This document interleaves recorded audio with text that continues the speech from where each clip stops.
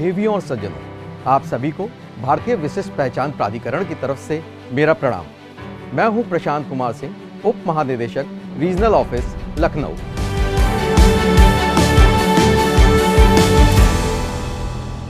ये तो सभी जानते हैं कि आधार एक डिजिटल आइडेंटिटी है जो सरकारी सब्सिडी, डीबीटी और योजनाओं का लाभ पाने के लिए महत्वपूर्ण है।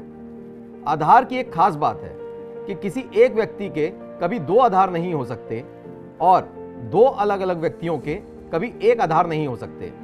आधार महज आपकी पहचान ही नहीं, बल्कि ये बिछड़ों को अपनों से मिलवाने का भी काम करता है। ये आधार का एक मानवीय स्वरूप भी है। ऐसा कभी किसी के साथ ना हो, पर क्या कभी आपने सोचा है कि दुर्भाग्यवश यदि आपका छोटा बच्चा कहीं गुम जाए या खो जाए तो क्या होगा?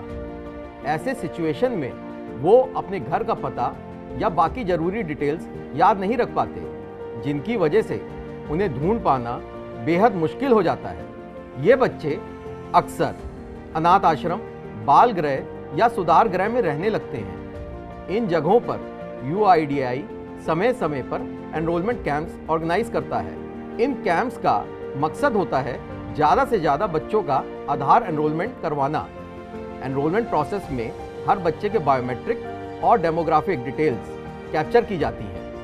अगर किसी बच्चे का आधार पहले से नहीं बना होता तो उनका आधार जनरेट हो जाता है। किसी बच्चे का पहले से आधार बना हुआ हो और 5 वर्ष की आयु में उनका मैंडेटरी बायोमेट्रिक अपडेट हुआ हो तो उनके फिंगरप्रिंट्स, फोटोग्राफ और आंखों की पुतलियां पहले से हमारे रिकॉर्ड में होती हैं। और जैसा कि हमने पहले बताया कि एक व्यक्ति के दो आधार नहीं हो सकते, इसीलिए उनका नया आधार एनरोलमेंट रिजेक्ट हो जाता है और हम ये देख पाते हैं कि उनका पहला आधार किस पते पे बना था।